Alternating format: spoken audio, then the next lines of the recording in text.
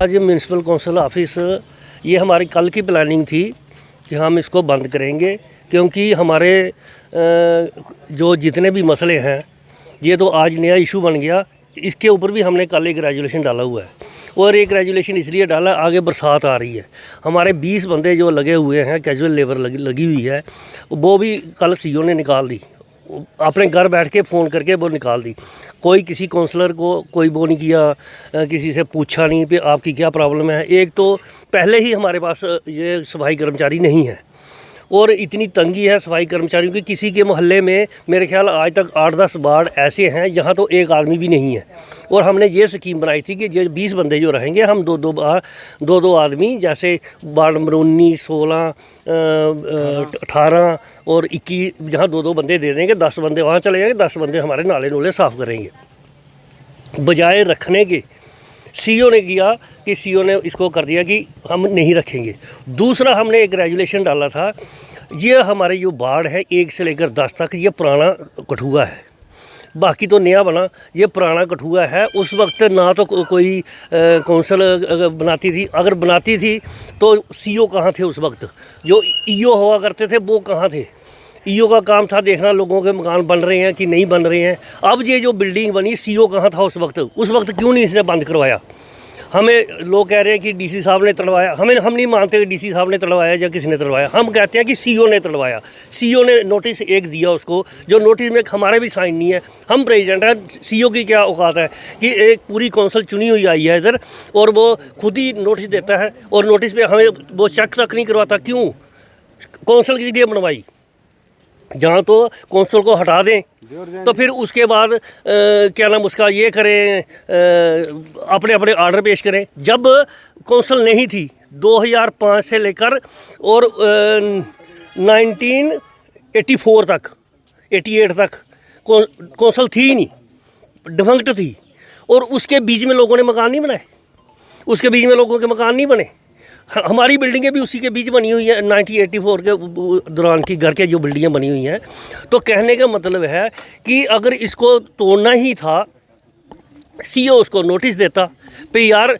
सबसे बड़ी बात यह है, उसने रेजिडेंशियल पास करवाया हुआ है, रेजिडेंशियल पास करवाया, उसको एक नोटिस देना चाहिए था। फिर जाए, जो आप कमर्शियल काम नहीं कर सकते, आप अपना सामान निकाल लीजिए। जो एक पहली बात तो ये बनती थी। अगर उसके बाद वो चाहता है कि मैं कमर्शियल बना ही दिया है, आप उसको कमर्शियल पास करो। अगर उसमें कोई कमी पेशी है, उसको बोलो भी यहाँ इतनी बिल्डिंग तोड़ दो, खुद ही तोड़ दो, या इतनी ऐसे करके जिसमें लोगों को राहत मिले। हम नहीं चाहते कि मतलब कि कोई लोगों को भी परेशानी आ, लेकिन सबसे बड़ी बात है उसको जुर्माना करते। बिल्डिंग तोड़ना किसी का हल थोड़ी है। और वो आदमी जो शरीफ आदमी शहर का, जिसने पाई करके पैसे जोड़े हुए हैं, वो कोई स्मगलर नहीं है, वो कोई बू माफिया नहीं है, कोई बाहुबली नहीं है, वो एक आम दुकानदार है। और किताबें बेच के उसके फादर से लेकर उसके ग्रैंड फादर से लेकर वो पूरी फैमिली किताबें बेच रही है, और किताबें बेच के उसने बेचारे ने पैसे जोड़े। अगर आपको ये लगता था कि ये बिल्डिंग नहीं बननी चाहिए थी, तो उसी वक्त बंद करवा देते बेचारे की बिल्डिंग। क्यों उसको उतने 5-7 करोड़ रुपये खर्च करने दिया, और उसके अंदर 4-5 करोड़ का माल पड़ा हुआ है। हाँ, अगर तोड़नी है तो उसको कम से कम इतना टाइम तो दो, भाई जा अपना सामान निकाल ले, बाहर सामान निकाल ले, और रेजिडेंशियल है इसको रेजिडेंशियल ही रहने दे। फिर भी थोड़ा, और कोई नोटिस नहीं है, कोई आर्डर नहीं है, कोई कुछ नहीं है, हैं। और सीओ छुट्टी पे गया हो, आज उसकी हाजिरी लगनी है, वो रातों रात आ गया यहाँ पे बिल्डिंग तोड़ने के लिए। कोई उसके पास डीसी साहब का आर्डर नहीं है, कोई नहीं है। और हमारी एक ही डिमांड है, एक तो सीओ को पहले सस्पेंड किया जाए, इसको सस्पेंड करो, और सस्पेंड करने के बाद फिर डीसी साहब फैसला लेके आगे क्या होना चाहिए हमारे साथ बैठ के। तो पूरे कौंसिल बैठेगी, डीसी बैठेंगे, और इस सीओ को तो हम इस ऑफिस में घुसने नहीं देंगे। हाँ, अपनी मर्जी से जो मुलाजिमों के ऊपर रोब जमाता है, अपनी मर्जी से किसी मन करता है किसी की ट्रांसफ़र इधर कर देता है, कहीं किसी इधर कर देता है। और इनको मैं कहता हूँ कि जितने काम अब हो रहे हैं इतने कभी तो हुए नहीं हैं, तो वो कैसे हो रहे हैं। आप जहाँ के म्यूनसिपल कौंसिल के अध्यक्ष हैं, फिर भी नहीं आपके इसके बारे में जानकारी नहीं, इसको तोड़ा जाए नहीं तोड़ा जाए। एक तो सबसे बड़ी प्रॉब्लम ये है कि गवर्नमेंट ने ये जो नए कानून बना दिए भी क्या नाम था, कितने NOCयाँ कितने क्या, उसके बाद ऑनलाइन, फिर आगे जो टाउन प्लानर है उसकी मर्जी करेगी तो वो जैसे करेगा, अगर टाउन प्लानर नो कर गया सारी NOCयाँ नो हो गई।